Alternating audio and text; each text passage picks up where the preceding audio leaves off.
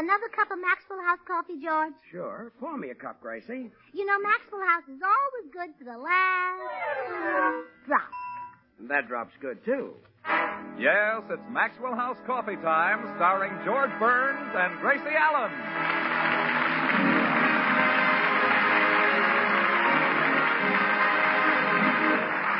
With yours truly, Toby Reed, Gail Gordon, Hans Conried, Frank Nelson, Meredith Wilson and the Maxwell House Orchestra, and Bill Goodwin. For America's Thursday night comedy enjoyment, it's George and Gracie. And for America's everyday coffee-drinking enjoyment, it's Maxwell House. Always good to the last drop.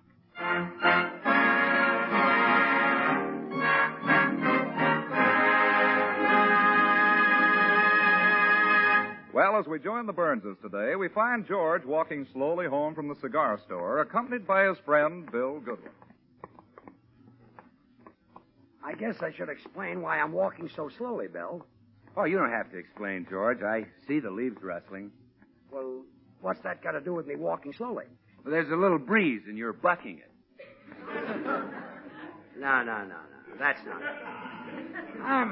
I'm in no hurry to get home because I know what's cooking. Say, there are 2 more shopping days until Easter, and Gracie's going to ask me for money to get a new outfit. Oh, well, then I'd better not come in with you, George. I hate to see a grown man cry. No, it's not the money. I don't care about that. It's the way she tries to get it. Every year she goes through the same routine. She flatters me. Now watch. The minute I walk into the door, she'll say, "My, you're handsome today." Then she'll say, "What sex appeal?" You're kidding. That's what she'll say. Then she'll say, "What a big, broad chest. What a slim, narrow waist." Oh, no. Oh, yeah. And then she'll say, "What strong, straight legs." After that, she asks me for the money. George, you're making this up. No, I'm not. Well, here we are. I'll show you. Oh, hello, boys. Hi, Gracie. Good morning, dear. My, you're handsome today. See, Bill? What sex appeal. I told you. What a big, broad chest. Sure. What strong, straight legs. You left out the waist. Oh, yeah. What a slim, narrow waist. Now back to the legs.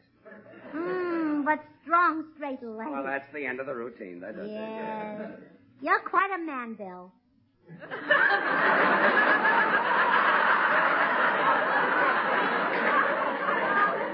I wish George had a figure like yours. Huh? What's wrong, dear? You look confused. I am confused. I thought you were saying I had sex appeal. Oh, well, you have, dear. Hasn't he, Bill? Sure. Stop laughing. George is loaded with sex appeal. Yeah, he's a dream. Oh, well, he is. Look at him. I'm looking. Okay, break it up. Spread out. Anyway, Gracie, I'm glad you didn't try to flatter me this year into getting an Easter outfit. Easter outfit? Sure. Sunday is Easter. My goodness, I'd forgotten it completely. George, I'll need $100 right away. Nothing doing. No money, huh? No money. Oh. My, you're handsome today. We're back again. What sex appeal? I missed the boat, It huh? sailed without you.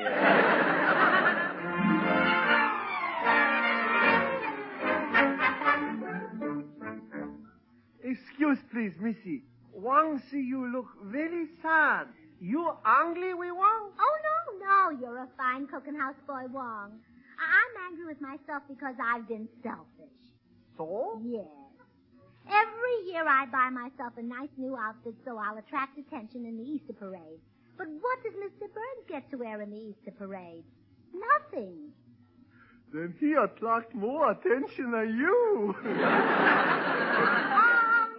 I mean, he has to wear an old worn-out suit, and it isn't fair. Well, by golly, this year I'm going to get him a new suit, and I'll wear something old. I'll just wear that old dress I bought yesterday. Missy make a big sacrifice. Well, Mr. Burns is worth it. The way he works and slaves. Why, every week he has to stand in front of a microphone for a half hour holding that heavy script. Mr. Burns walk like a dog. Yeah, you bet. And he's so kind and unselfish. In the morning when our bedroom is icy cold, does he let me lie there and freeze? No. He lets me go down and fire that nice warm furnace. Mr. Burns very kind and generous, too. Never locks up cigars. Oh, do you take a cigar? Sure. One sneak down the basement and smoke them. Oh, you don't have to hide. George doesn't mind if you like his cigars. Oh, one don't like a cigar. Smoke them in basement to kill rats and mice. Oh, I'll answer the door, Wong. Oh, hello, Mr. Judson. Howdy, little lady. What's new? Well, Sunday is Easter, and I'm going to surprise George and buy him a new suit. Will you join him in the Easter parade? Well, now, I can't decide whether to spend Easter here in Hollywood or go home to Texas. Oh, spend it in the sunshine where the flowers are in bloom, and where you can parade with the world's handsomest men and the most beautiful women. You sold me. I'll go home to Texas. But I was describing California. Why, it's beautiful here. On a clear day in Los Angeles, you can see Catalina. Well, now, that's something I sure would like to see. Catalina? No, a clear day in Los Angeles.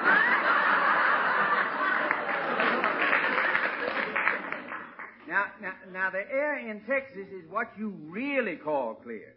I can stand on my back porch and look 700 miles, clean to my back fence. Well, we have some wonderful things, too, Mr. Judson. Now, for example, we have one of the finest police departments in the country. Do tell. All right, I will. One night, some burglars broke into our house, and the dog barked and woke us. Well, it wasn't 2 minutes until the police arrived and gave us a summons for having a barking dog. A summons for having a barking dog? I like that. Oh, hello, Mr. Judson. Oh, howdy, little man.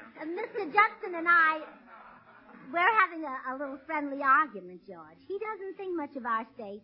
Well, he just hasn't seen the wonders of California. The orange groves, the wineries, the old mission. Oh, yes, and he should have been at Capistrano the other day when the swallows returned. Yeah, now there's a romantic thing, Mr. Judson. No one knows where those swallows go in the wintertime. Well, they don't go to Texas. How do you know? If they did, they'd never come back to California. Mr. Judson, maybe you're crazy about Texas because that's where you made all your money.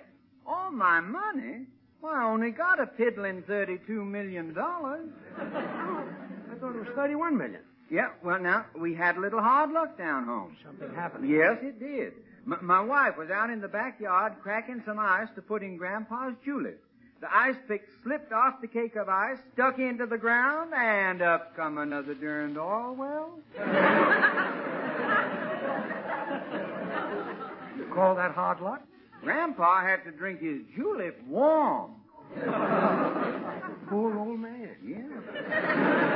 Well, I got to be running if I'm going to spend Easter in Texas. Goodbye, little lady. I hope that old rabbit lays some nice eggs for you Sunday. Oh, George isn't on the radio till Thursday.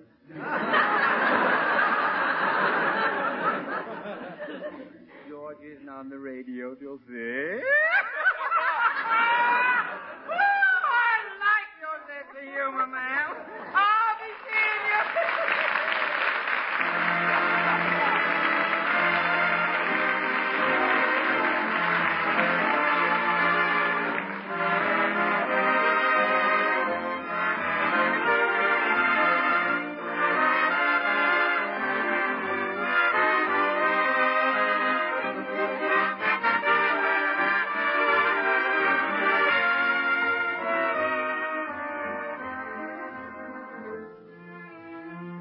April Showers. Why, Meredith, you're playing George's favorite song. Toby, this happy melody is everybody's favorite. April showers are nice to sing about, but let's hope they don't come a few days early and spoil our Easter parade. Yes, indeed. For all America is looking forward to a pleasant stroll this Sunday, gaily decked out in cheerful spring finery. And across our land, every Fifth Avenue, yes, and every Main Street and Elm Drive will have its own gala Easter parade. For the tradition of bright new Easter bonnets, along with egg rolling contests and little gifts for the children, are all a happy and friendly part of each year's Easter Sunday American scene.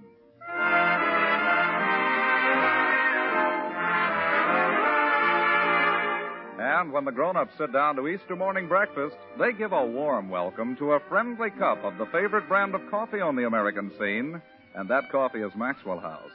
Americans love coffee, good coffee, which stresses this fact about Maxwell House.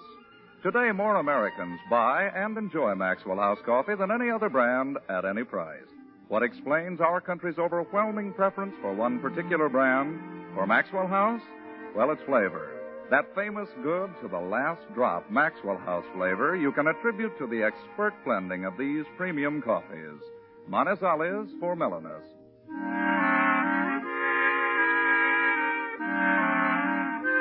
Medellins for richness.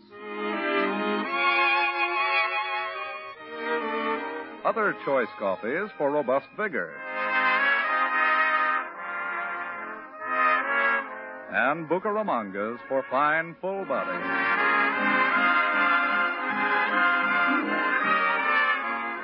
All skillfully combined in the truly great Maxwell House blend. Radiant roasted to flavor perfection. And brought to you roaster fresh 2 ways. Either in the familiar blue vacuum tin or in the handy new vacuum glass jar. At breakfast tomorrow, you'll drink coffee. Then why not enjoy America's favorite brand? Why not enjoy the best in coffee drinking pleasure for just a fraction of a penny more per cup than the cheapest coffee sold? Tomorrow, ask for Maxwell House. Always good to the last drop.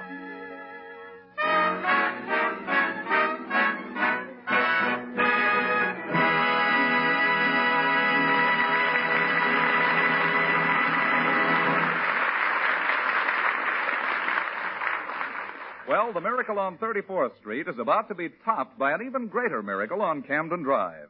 Gracie is not going to buy herself a new Easter outfit. Instead, she's driving downtown right now to buy George a new suit and surprise him. In the car with her is her neighbor, Dr. Miller. Oh, will you help me pick out George's suit, Doctor? Oh, I'm sorry, Gracie. I'll have to jump out at the hospital. I'm psychoanalyzing a patient there in 5 minutes. Oh, anything serious? Oh, no, it's just a fixation. Every time this fellow gets frightened, he starts to hiccup. Oh? So ridiculous. There's no... Gracie, that light ahead of us has turned red. I see it. See, I never take any chances. I always honk when I go through a red light. But, Gracie, that policeman whistled at you. Oh, fresh. I'm going to report him. He does that every time I pass that corner. As I was saying, there's no reason for fright to produce hiccups. If a man has control of... Mm-hmm. Gracie, you're driving on the wrong side of the street. Well, this is the shady side. If I drove with the sun in my eyes, we might have an accident. But, Gracie... By the way, Doctor, how do I get to the hospital? Just keep driving, I think. Well, there's the tailor shop. I can walk to the hospital from here. Oh, look. There's a parking place. But, Gracie, I don't think it's large enough for this car. Oh, don't be silly. Watch this. See, I made it fine. Oh, all that fender reminds me. I must get George's trousers with plenty of pleats. Well, see you later, Doctor. Goodbye, Gracie. Thanks for the lift.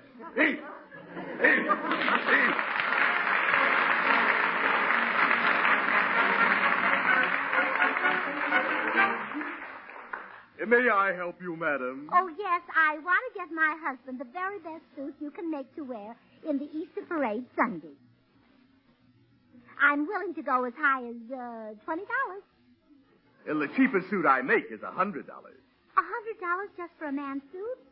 Why, that's almost as much as I pay for a hat.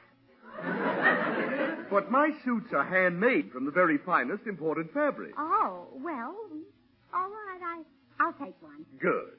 Now, first you pick out the bolt you like, and I'll use that for his suit. A bolt? Well, can't you make it with buttons? A bolt is so unhandy. Every time he took his suit off, he'd have to unscrew himself.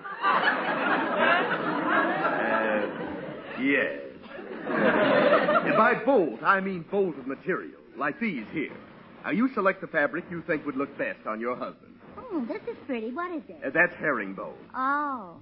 Well, it looks nice, but I'll bet on a hot day it smells awful. It's not actually made of herringbones. It's made of wool. Wool comes from sheep. Sheep are animals. You don't have to explain things to me. I've seen sheep. I know they milk them to get the wool.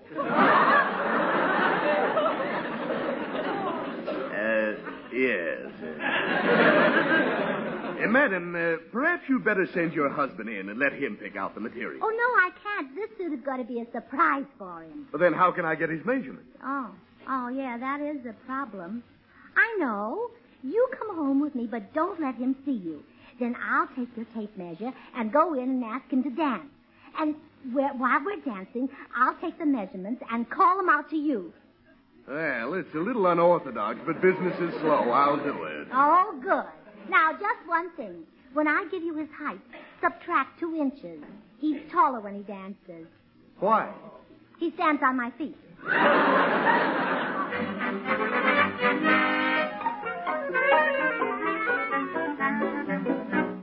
Now, you wait here in the living room and don't let my husband see you. Okay. Oh, hello, George. Let's dance. Dance? Sure. I've got my tape measure ready. What's that for? Oh, that's to measure and see that you don't dance too close to me, you Roseland Romeo. I don't want to dance. I'm very comfortable. Well, then you sit there and I'll dance around you. Gracie, you're choking me with that tape measure. Next 16. Next 16. What was that? I didn't hear anything. Shoulder 16. Shoulder 16. I didn't hear that either. What's going on here? Hold still, dear. Chest 16. Chest 16. Gracie, there's somebody in the other room. Oh, no, dear. That's an echo. Echo? Mm-hmm. A friend of mine just got back from the Swiss Alps and he brought me an echo for a souvenir. Gracie, who's in the other room? Hip 56. Hip 56. I'm going in there and see who that is. I thought so. A man. Hey, you! Who was that? That? Yeah, that. Who was he? Well, I didn't want to tell you, George, but I guess I'll have to. He's a Vine Street wolf who followed me home. A wolf? But why did you call out my measurements to him? Well, I knew it would frighten him away when he heard what a physique my husband has. After all, you've just got about the most frightening physique in town. Yes, off the plate.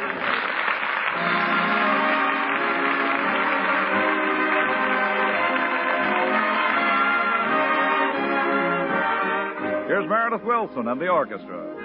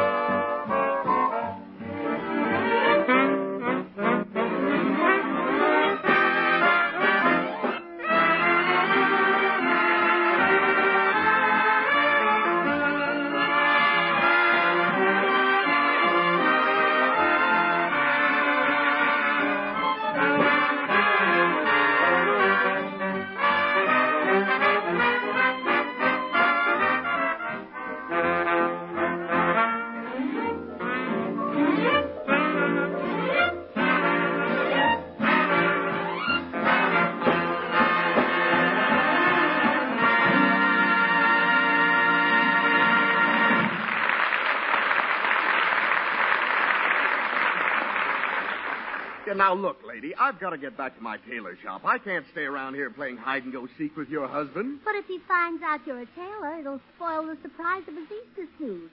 You just hide here in the bushes till I get the rest of his measurements for you. Let's guess at them. How tall is your husband? 5'10", or 4'2" in a stocking feet. He's only 4'2" in his stocking feet? Well, yes, he always sits down when he takes the shoes off.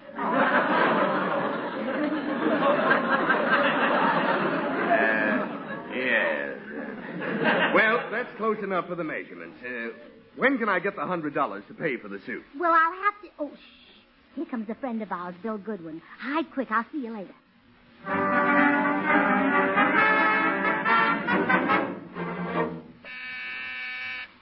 Come in. Hi, George. Hey, there's a guy hiding outside in the bushes. Friend of yours? That's the guy who followed Gracie. Huh? Hiding outside, is he? Well, he's going to get the beating of his life. Here, Bill, take my coat. Okay. You'll need it. It's cold out there. You want me to do it? Well, when I get in a fight, I always skin up my knuckles. You ought to learn to fall with your hands in your pockets. Go on, Bill. Beat him up. Well, why should I? Who is he? Well, he's a wolf who followed Gracie down here from Vine Street. Followed Gracie down Vine Street? Why, I'll break his neck. Right, boy. I'll tear him limb from Now limb. you're working. He's working my territory.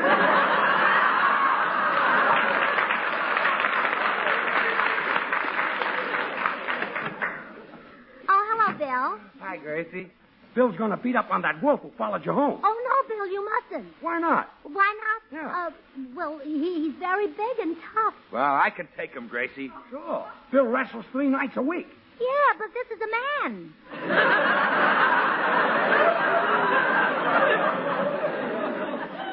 I got other holes.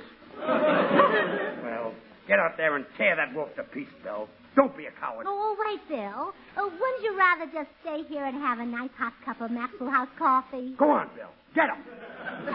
What a spot. If I say yes, I look like a coward. If I say no, I look for a new job. Well, there's only one decision a red-blooded he-man can make. Attaboy. I'll keep my job and stay here. Call that decision red-blooded? Well, if you don't eat, you get anemic. Oh. Besides, George, who can resist Maxwell House? It's the very best in coffee-drinking pleasure, yet it costs but a fraction of a penny more per cup than the cheapest coffee you can buy. Make 3 cups, Gracie. 1 for you, 1 for George, and 1 for me. Bill, the wolf outside, remember? Well, okay, make it 4 cups, Gracie. No one should be without Maxwell House. You know, with more than 1,000 brands to choose from, more people buy and enjoy Maxwell House than any other brand of coffee in the world. I'll go right out and make the coffee. Bill, you're not going to give that guy Maxwell House coffee. By golly, you're right, George. I'm going to open that door and tell him a few things. Right. Hey, you! Yeah, what do you want? You take cream and sugar in your coffee? Well, of course, Maxwell House is delicious with or without. And it comes to you roaster fresh 2 ways now. In the familiar blue vacuum tin or in the handy new vacuum glass jar. Hey, look, what goes on here? Do I make the Easter suit or not? Easter suit? Who are you? I'm a tailor. A tailor? Sure. Your wife ordered an Easter suit, and I'm waiting for my $100. And after I told her no Easter outfit. I'll bet she's scheming right now to take me for the money. Well, the deal's off, mister. Now scram. Hey, well, what are you so excited about, George? Nobody's going to take me for 100. Well, of course they're not. You don't look a day over 90. Go.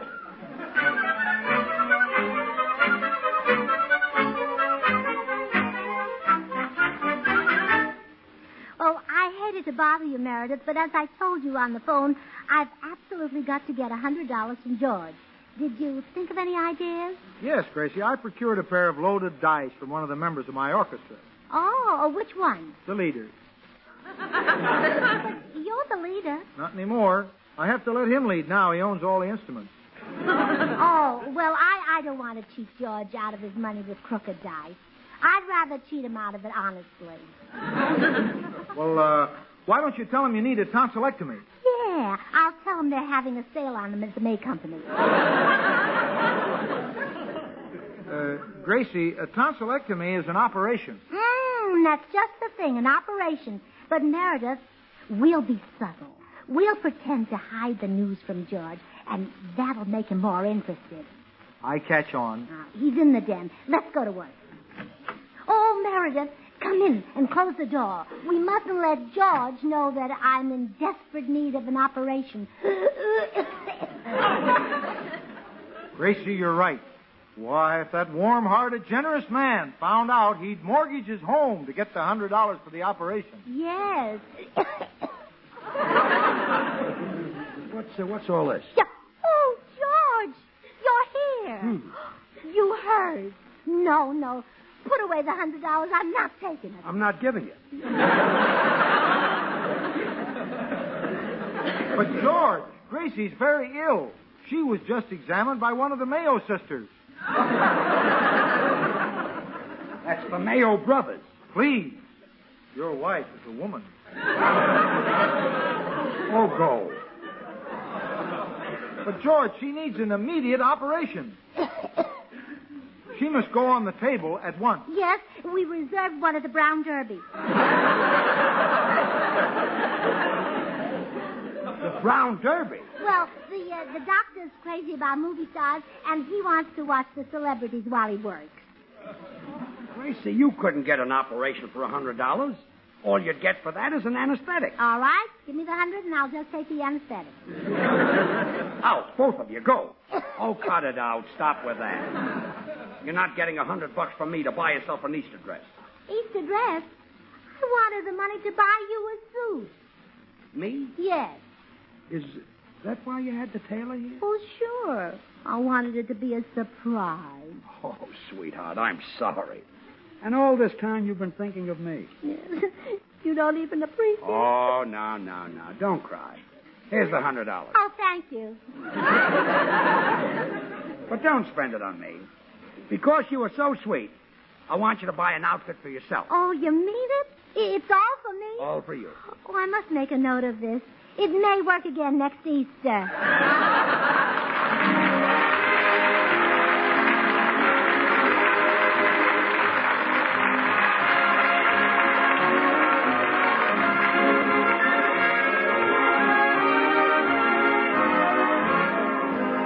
George and Gracie will return in just a moment. Join us again next Thursday when we'll all be back. George Burns, Gracie Allen, Bill Goodwin, Meredith Wilson, and the Maxwell House Orchestra, and yours truly, Toby Reed. And now, here are our stars. Well, thanks for letting me buy the new dress, George.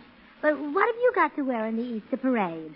Well, there's the suit I graduated from high school in, the suit I wore in vaudeville, the suit I got married in. Well, if it's good enough for high school, vaudeville, and marriage, it's good enough for the Easter parade. Take it off and have it cleaned.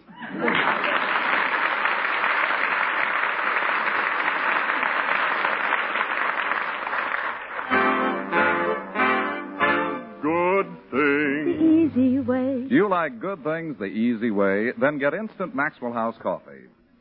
So good. So good. True coffee flavor and fragrance, because Instant Maxwell House is not a so-called coffee product. It's all pure Maxwell House coffee in instant form.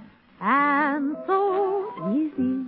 So easy. Instant Maxwell House means great coffee instantly in your cup. No fuss, no muss, no bother. Today, try Instant Maxwell House. Instantly good to the last drop.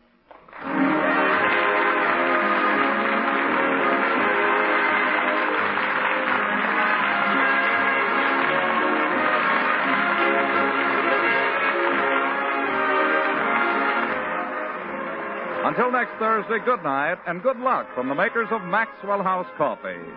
The George Burns and Gracie Allen Show is written by Keith Fowler and Paul Henning.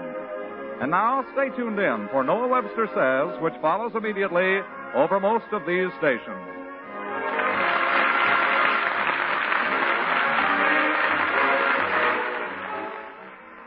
This is NBC, the National Broadcasting Company.